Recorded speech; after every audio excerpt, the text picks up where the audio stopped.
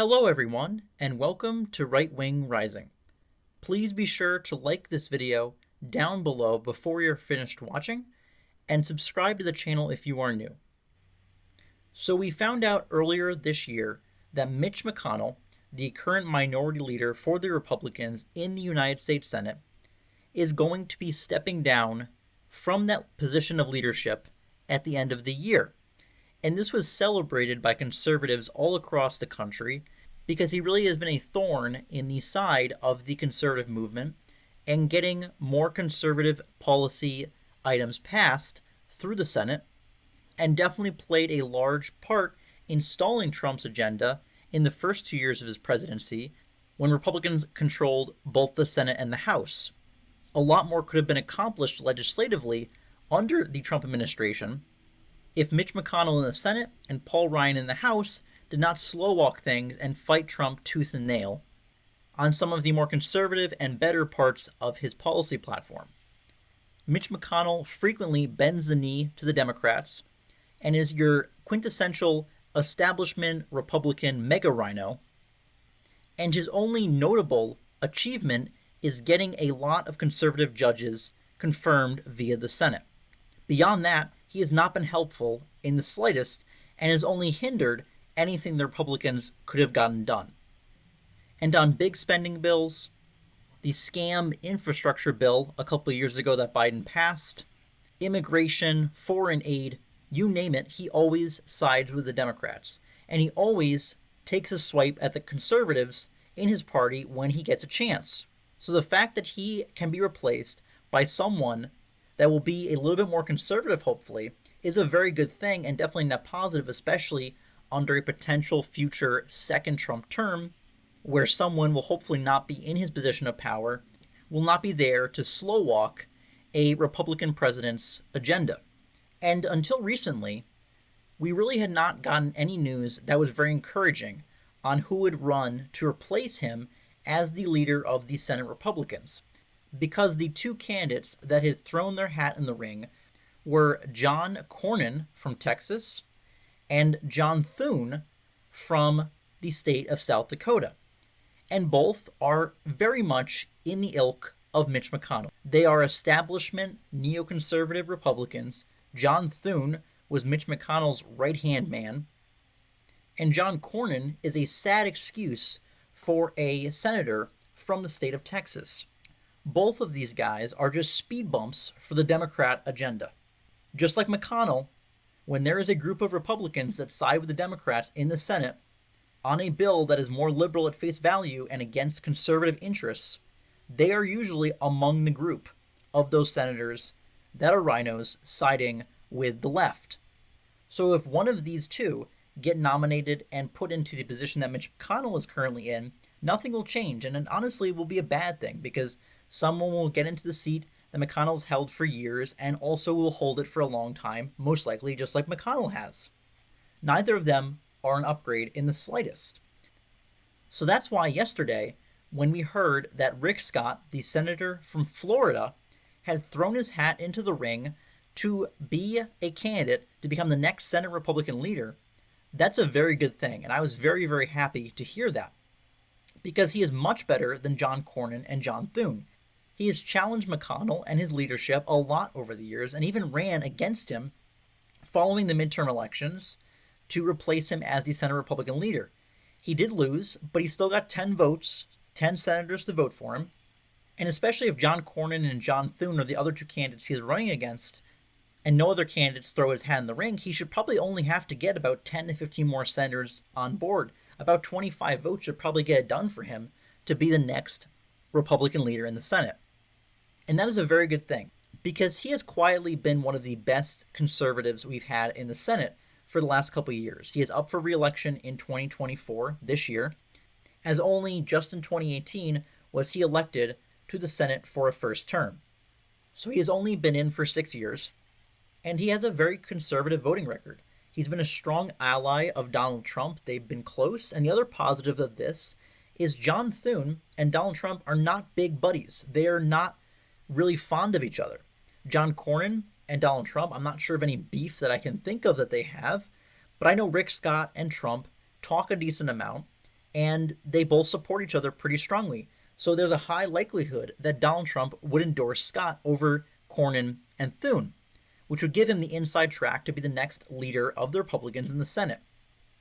And Scott would be the kind of leader that you would want in the Senate, that would make the Republicans in the Senate actually have a more conservative agenda and record and push them to the right to make them more in line with the conservatives and Republicans in the House. Because while the House has its own problems and own frustrations, the Republicans there in that branch of Congress tend to be more conservative and tend to be willing to push more conservative legislation through to the Senate, and the Senate usually doesn't pass it. They usually sit on it, or they have more Republicans that are defecting from that legislation and complaining about it and siding with the Democrats and killing good bills. And we already know that he has a pretty solid plan. He released one ahead of the midterms in 2022, a clapback at McConnell, who refused to release a conservative agenda to the voters because he just wanted to, quote, run against the Democrats. And this is another thing I want to touch on before I view this plan here. McConnell sabotaged the Republicans in the Senate elections in 2022. That is a fact. He spent money foolishly. He spent in Alaska and Ohio instead of funding candidates in battleground states. And he badmouthed some of those Republican candidates in swing states and expressed negativity about winning the Senate back, even though the path was very clear. And what happened in those elections? The Democrats actually picked up a seat instead of the Republicans gaining just the one seat that they needed to take back the chamber. He wants to govern in the minority. He does not want to move the ball down the court for Republicans. He wants to just roll over for the Democrats because he's an establishment Republican. Establishment Republicans and rhinos and Democrats are all on the same side. And that is perfectly clear. He has a clearly fake adversarial relationship with Chuck Schumer, leader of the Democrats. They are all part of the same uniparty. They share the same goals at the end of the day. They might disagree on some finer points, but he is obviously on board with the overall vision of where the Democrats are taking this country, whereas someone like Rick Scott is not. And Rick Scott, in 2022, was the leader of the campaign wing of Republican senators. And that's why he gets some flack, because everyone thinks that he did a horrible job guiding Republicans to victory, but really he had McConnell working against him. McConnell literally was telling people not to donate. He hindered some of these candidates from getting money that they needed to compete with the Democrats' fundraising game. It was a mess. He completely sabotaged those elections. He wanted to govern in the minority. That's what he's good at, because it's easier to be a speed bump for the Democrats when you don't have the majority. That's really what it boils down to. I really do think Rick Scott tried his best by putting out something like this, a 12-point plan to voters of why they should vote for Republicans. So I really don't think his performance as the head of the campaign wing of the Republican Party 2 years ago is really that indicative of how he would be as the Senate Republican leader. Because we can go over this plan really quickly here. The first point is education. Here he talks about making sure the public schools focus on the 3 R's, reading, writing, and arithmetic, making sure that children are not indoctrinated with critical race theory or gender ideology, and focusing on teaching civics and patriotism in the schools. And then down here we can see making sure that DEI, diversity, equity, and inclusion, is rooted out from government, and we are going back to a merit-based system of hiring at all levels of government, and encouraging policy that translates this philosophy into other areas of society in America. We also can see law and order, tough on crime, holding criminals accountable, enforcing our laws. Immigration, talking about finishing the wall, border security, fixing our immigration system, and also saying that immigration is only good if they assimilate. That's a big thing. It's only good if those immigrants actually assimilate to our culture. That's a very important point, something you will never hear Mitch McConnell say.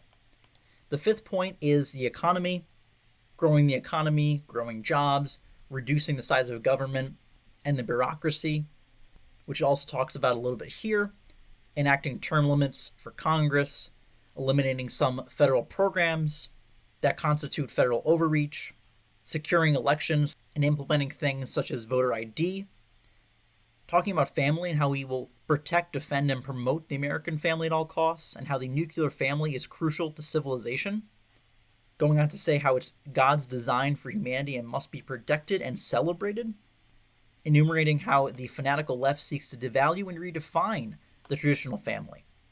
This is really good messaging from the potential head of the Senate Republicans, and something conservatives definitely want to see more of. The ninth point is talking similarly about gender ideology, transgenderism, pro-life values, and how science backs the conservative view on these issues, which is obviously very true. Religious liberty and fighting big tech, making sure that the government is not encroaching on our religious freedom and censoring free speech through big tech. And the 11th point is very simple, but I like that he says, we are Americans, not globalists, calling out the establishment Republicans that are globalists first and Americans second. It talks about how America will be independent and we will conduct no trade that takes away jobs or displaces American workers, and countries who oppose us at the UN will get zero financial help from us. Very, very important. Also talks about being energy independent, rebuilding supply chains that have fallen to crap under Biden, and making sure that they did not rely on our adversaries for different products. This is very, very good messaging, and it follows the economic and foreign policy platforms of Donald Trump, which are much better than those of establishment Republicans. And he finally ends with cutting taxes, so nothing major there, pretty standard part of a Republican platform. But overall, this is a very, very good thing that Rick Scott put forward. We can see that his policy and his agenda is very solid, and it's in line with your typical conservative voter and conservative representative.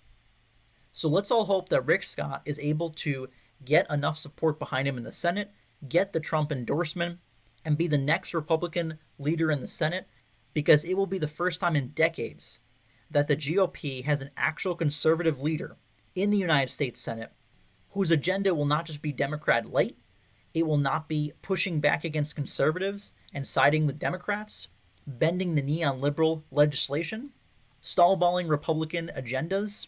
No, this time, if Rick Scott is going to be the Senate Republican leader, we'll actually have a conservative leading the chamber who will be the top voice, pushing for actual conservative legislation to be passed and stopping bad legislation from getting to the president's desk.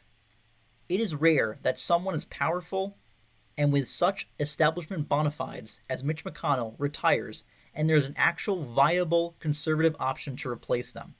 Let's not mess this up. Let's not waste this opportunity. Let's rally around Rick Scott to be the next majority leader of the Senate when Republicans reclaim the chamber this fall.